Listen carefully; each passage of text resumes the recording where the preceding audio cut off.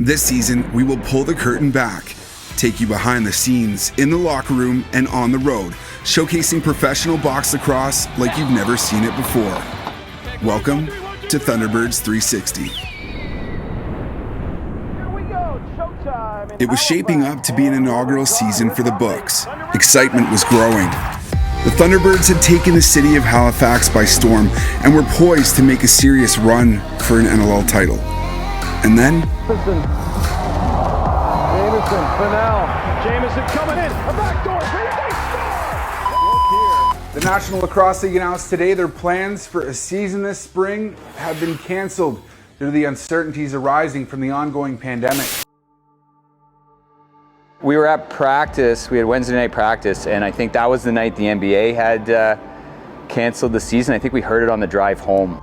I was actually riding with Cody in the car. I was driving and he had his phone out and he just looked over and said, "We're done." It's like, that's it, we're done for the season. And I just, honestly, it was like a really empty feeling. It's always tough when you don't know if it was the year or wasn't. You always want to kind of have that answer, something to work on. We didn't have that last year. It was really tough to just be like, okay, we're done this year, and it wasn't like we lost out or anything like that. We're like, okay, we need to get better here, here, and here. You know, you put so much time and effort into the season, and the guys were working so hard and really stepping out of their comfort zone, and they put so much hard work and effort into that season to get to that point. To have that taken away from them, I was heartbroken for them, and I was heartbroken for my staff and for myself. I feel like with the season getting cut short, I felt our group was very let down because we didn't get to accomplish what we put out and we strive for, and what we felt was very attainable. I felt like we had a couple of games lost, and then we started to hit our stride, really find our own, kind of get into our identity, which is kind of that tough, hardworking team. We play that full 60 minutes. We were on the cusp of doing something really special, we felt like. In our dressing room, we had all the confidence in the world in each other. And coming to Halifax here, coming to a new city where not many of us had been before, and being embraced the way we did, that gave us new light. It gave us momentum, and it gave us a home field advantage that a lot of us didn't really have in our years previous in this league. 600 days, over 1 year and 7 months, more than 85 weeks. However you look to break it down, it's been that long since the Thunderbirds were together in the city of Halifax. This weekend, the men return to the city that welcomed them with open arms, eager to get back in the nest, get a dose of that East Coast hospitality, and work towards a league championship. I was fired up. I couldn't sleep, not a wink. Almost like a kid at Christmas right now, right? It's been like coming and coming and coming, and it just can't seem to get here. It's been such a long time, 600 days since we were last here. Coming off the plane through the airport, feeling a lot of mixed emotions. You get on the bus, and the first thing you see is a giant billboard that says "Welcome home." That's the exact way it feels. It feels like we're home here. When I think about the fans of Halifax, it brings me back to it was ultimately a loss last year, but this is the game against Saskatchewan when we had our huge comeback. I can remember walking on the floor for that last face-off just after we tied it up, and that's just the noise everyone brought. It actually kind of gave me goosebumps, and I remember taking a second, I'm like, I need to remember this moment, and just like, because there's not too many times you get that. Jamieson looks, there's the pass, there's a shot, they score! Austin Shanks! Phone the neighbors, wake the kids. We could be heading to overtime in Halifax. This weekend, they return to town for the second annual Purple versus Orange game, an inter-squad match that garnered a ton of interest in year one. I think the experience of having the Purple and Orange game was really good for our team to see what the fans were going to be like in Halifax, how passionate they're going to be about the game. And a lot of them didn't know much about the sport. So when you come out here and you have 7,000 people, screaming and cheering and excited to be in the arena, I think that really, for the guys, made them realize that this is something special here. This is something we need to continue to strive, for excellence, and they brought it every time they came to the nest. Having that Purple and Orange game, like I said, I think it brings part of our identity, types of players we want to have on this team. We're going to compete and work hard every chance we get. I think it just goes to show the depth that we have in our organization. our scouting, our coaches, our management, they bring in a ton of talent and guys who could play on most teams in this league. I think this is going to be an awesome game. I think we've really, the captains have really kind of pitted it as an over-stee game. There's going to be a lot of speed as well, though. I think that's a little underrated factor. We're going to get up and down the floor a lot. And the guys are ultimately trying to, fight for a job and fight for a roster spot. So they've got to do, and we've got to do whatever we think is necessary to make the team.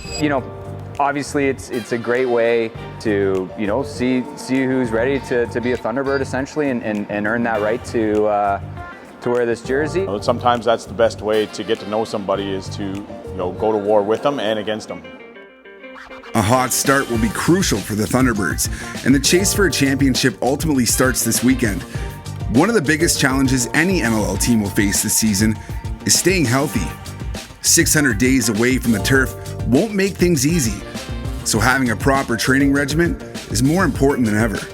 It's impossible not to take into account the lack of activity, like whether you're looking at from kids to adults to professional, especially professional athletes, their lives have literally been flipped upside down, and what they've done pretty much for the majority of their lives on a daily basis was taken away from them for, 18 months, right? So you go from running, training, competing, battling on the floor, running on the floor, running off the floor, to like being completely sedentary, right? Being locked kind of inside and sitting in front of a TV, lying on a couch and trying to train where you could, at times in your backyard, whatever it is, it's impossible to replicate, especially a sport like lacrosse, which is so physically demanding, right? And lacrosse is one of the most, especially box lacrosse, is one of the most unique sports in the world. Right, you're packed inside a tight, hockey arena. You're running up and down the floor, and constant contact, physically cutting, changing directions, and again, it's probably one of the most demanding sports in the world. So for them to come back in, there's a lot of things that we have to take into account as a training staff and as a coaching staff. That if we come in and go 0 to 100, we're asking for things to go wrong. The captains Cody Jamieson of Team Orange and Graham Hossack of Team Purple drafted their teams a couple of weeks prior. And while this is an inter-squad match, some players have a lot to prove. Some will make the cut, while others will be sent packing after the weekend. Yeah, I think there's no secret. This is going to be a really hard team to make. So when you are giving young guys and guys that are coming in that we've signed from elsewhere the opportunity to perform, we're looking for them to perform. We're looking for them to outwork one of the guys that we had here last year. So yeah, there's going to be a lot of tough decisions. And I think veterans need to be given it just as much as the new guys because we want a championship and it all starts tonight. The game this evening will feature a handful of players that are new to the roster. Veterans Steph LeBlanc, David Brock, and Tyson Bell were all added in 2020, while veteran netminder Aaron Bold signed this past week. But two newcomers in particular are under the microscope with high hopes surrounding them. Ethan Riggs, a defender drafted 11th overall in 2020, and Ryan Terefenko, a Thunderbirds second-round pick in 2020, will be watched closely. Riggs, an Ontario boy, climbed the box lacrosse ranks from Junior C all the way up to Junior A, and now has his shot at suiting up in the NLL for his rookie season. What's it feel like, man? Crazy, actually. Like I think it all hit me at once, and that's when the nerves really got into me. But I want to try the chowder tonight. Okay. All right. Go easy on the chowder. My game is, I'm gonna punch you in the mouth and I'm gonna laugh while doing it. So I love the physical game, and I'm gonna show everyone that I'm about that physical. Terefenko stayed out with that first line midfield, darts in and scores. Ryan Terefenko. Terefenko has a bit of a different background. The Pennsylvania native played his collegiate career at The Ohio State University and had a terrific showing in his rookie season with the Chrome of the Premier Lacrosse League. While he's experienced a ton of success in field lacrosse, he's never played a game of box lacrosse before. Yeah, it's a different style of lacrosse, but at the end of the day, once you get your hands on somebody and you play team defense, it kind of comes back to you a little bit. So, the stage is set at the Scotiabank Centre. Thousands of fans arrive to watch their beloved Thunderbirds play on a cloudy Saturday night.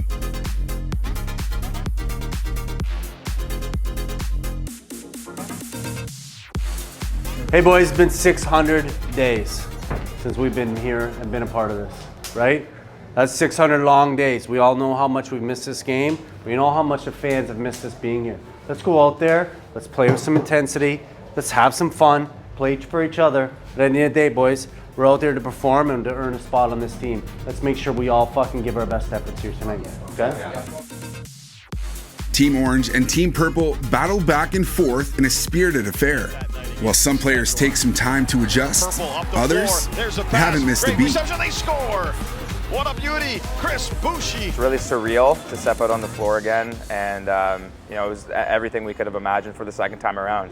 They don't tell us too much about how they actually divide the teams up. I know it's a bit of an internal draft, but it's kept to secrecy a little bit. But I think they divided the teams really evenly. I think they wanted it to be a good battle out there, and it was. I think it was exciting. The ball was slinging around, and we looked good with all this time off. It was really surprising that we looked so tight. A few sloppy plays here and there, but we looked good, and it was nice to battle it out there. In the end, it's Team Purple that emerges the victor, edging Team Orange by a 15-11 final. Stephen Keogh, Steph LeBlanc, and Chris Boucher lead the way on the score sheet, while sophomore Clark Peterson pieces together a quiet but complete performance on the evening. The coaching staff retreats to the war room to break down the night's game. There wasn't too many surprises, definitely. Yeah. I was pleasantly surprised by a few guys though. Like Terry Franco fucking picked it up and learned when. He's going to be a transition weapon for us.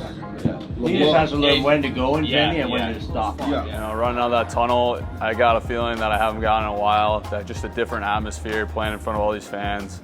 I felt good out there. I had a lot of guys who helped me out and tell me what needs to be done and when it needs to be done. So right now I'm in the reflecting mode, and I'm going to take a step back, see what needs to be done better, and ask a lot of questions because I still am fairly new to the game. So he has no clue. Like today was the first extra ever. I was like, hey, you're on the ball team. He's like, what's that? Right? Yeah. LeBlanc was a beast. Yeah, he was. Keogh was awesome. Riggs got better. Riggs didn't look out of place. He looked strong.